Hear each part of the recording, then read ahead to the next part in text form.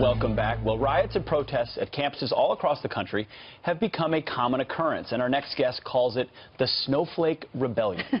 He went viral in 2015 for his essay, "This is not a daycare, it's a university," read by more than 3 million people, and now he has a new book. He does. Dr. Everett Piper is the president of Oklahoma Wesleyan University and author of a brand new book, Not a Daycare, The Devastating Consequences of Abandoning Truth. Doctor, good morning to you. Thank you for having me. You were with us about a year ago talking about this op-ed that you had written, and it all started with a kid came up to you after a prayer service and said, "I feel victimized by that sermon." It was actually a chapel service, and the homily was on 1 Corinthians 13. And for those that don't remember, that's the quintessential love chapter of the Bible. Love is patient, love is kind. You've heard it read at 1,000 weddings. Sure. Mm-hmm. This kid actually felt that he had been singled out, and he was uncomfortable, apparently, for feeling a little bit of guilt for not being loving. So my challenge to him was, if you want us to coddle you and comfort you and not challenge your character, you might want to go someplace else. This is not a daycare, it's a university. Opinions always lead to bondage and slavery. Jesus told us, you shall know the truth, and the truth shall set you free. That's right. I love the T-shirts. Look what he came brought with some us. cool ones. College, not a daycare. You've seen the classic college T-shirt, slightly modified. The A is the safety pin. That's Not right. a daycare.com. I'll be wearing it. No bubble. This is ideological fascism. It is not intellectual freedom. These fascists are crying, you must submit, you must be one of us, you must comply. And if you don't agree, we will expel you, you're verboten. That's not classically liberal. That's classically fascist. A lot of academics, the elites, the smarter than thous, are self-deceived. But there are some that recognize that they've created a monster and it's turning around to bite them. And they're frightened by it. They've created this postmodern monster, this angry red face of a 19 and 21-year-old protesting on the campus green at Berkeley, and they're frightened by it, and they recognize that it's anything but classical liberalism. And the book is Not a Daycare, The Devastating Consequences of Abandoning Truth. That's the title of the book. It's being released today. And the answer is, you return to teaching truth with a capital T. You don't celebrate opinions. You actually hire faculty that know 2 + 2 is 4, and if they don't teach that, you fire them and go get someone else who'll teach it that way. It's not just mathematics, it's morality. It's an interesting book called Not a Daycare. Dr. Piper's the author of it. It's amazing stuff, The Devastating Consequences of Abandoning Truth. Dr. Piper's here with us. Glad to see you. Thank you. I'm honored to be here, Pat. Thank you.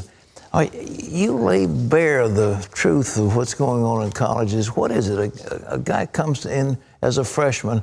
What is he being exposed to? Or is he a snowflake? We have to protect him from all these evil influences. What is it? We've lost the desire to teach what's true. We now give degrees and opinions rather than actually learning something, and this is absurd. What kind of academic freedom is that? Mm-hmm. You know, Jesus told us that you shall know the truth, and the truth shall set you free.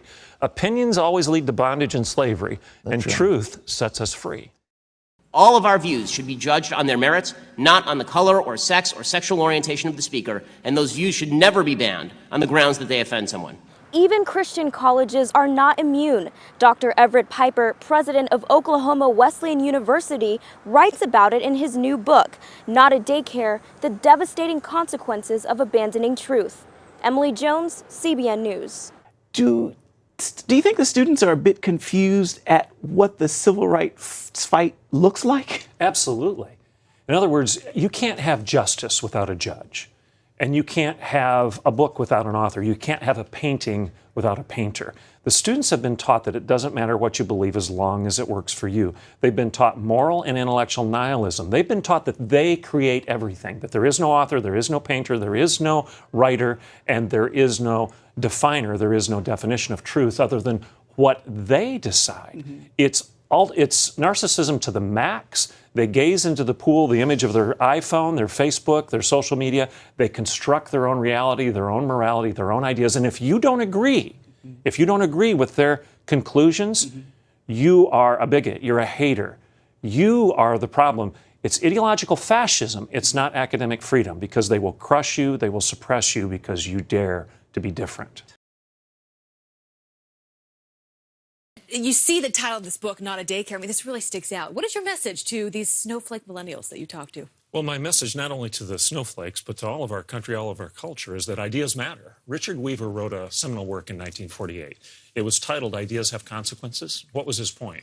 Ideas have consequences. They matter. And when you teach good ideas, you get good culture, good country, good community, good government, good kids. When you teach bad ideas, you get the opposite, garbage in, garbage out. Garbage in, garbage out.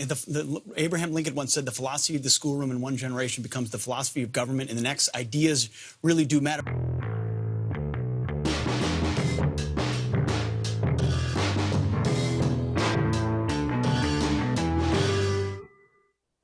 Is there anything that you see on college campuses today that gives you hope? There are a handful, and literally I mean it, a handful of colleges left that actually believe that truth is revealed by God. It's a self-evident truth endowed to us by our Creator, as opposed to postmodern constructs where you make it up and I make it up as we go. Right. There are a handful left, and if parents would ask the right questions, what's your view of truth, what's your view of Scripture, be quiet and listen, as they're shopping for a college, they will find those institutions, and it's that institution that you should pay for, and you shouldn't waste your money on any other. When Jesus was confronted with an adversary, and I would argue his culture wasn't all that unlike ours today. He had the pundits and the politicians and the professors. He had the elites challenging him all the time, too. They were called Pharisees. And the smartest guy that ever walked the face of the earth. I'm a Christian. I believe he was God incarnate, is God incarnate. He knew the answer. He could have won the debate. But why did he choose not to argue most of the time? It's because he understood the power of a good rhetorical question. Whose face is on this coin? Why do you call me Lord? Do you want to throw the first stone? And then Christ himself, God himself, who knows how to squash anybody in a good argument, he's quiet, and he lets those with a contrary worldview drop their stones and walk away. He causes their worldview to implode by virtue of the rhetorical question. That's what we should be doing right now. Expose the lie by asking a question that shines a light on the deception of a broken worldview. So when you wrote Not a Daycare, I think people really picked up on that. And I love the cover, which is basically you've got a safety pin as if they needed a diaper. When you say that when you wrote the op-ed, lots more people came to you, seeking you out. They wanted advice. And I wonder, was the problem worse than you even knew? You know, I'm an academic. This is my industry, and I would claim that my industry created this monster. We caused this problem, again, by the lousy ideas we've been teaching for several decades. We're getting lousy results right now in the public square on our colleges and even in our corporations, a la this Google story. So no, I'm not surprised to see the problem, but what I do think we need to recognize is the degree of the problem. What we have right now is ideological fascism in the academy, in the ivory tower, in the colleges and universities, rather than academic freedom.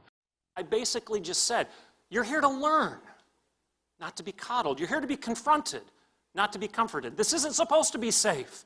This is supposed to be challenging. That's all I said. And 3.5 million people cared. Why? I believe it's because of this. We intuitively know, as rational human beings who are made in the image of God, that there is great power in ideas, and that at the end of the day, civilizations are built and cultures are conquered, not so much by armies and navies, but by speeches and lectures and blogs.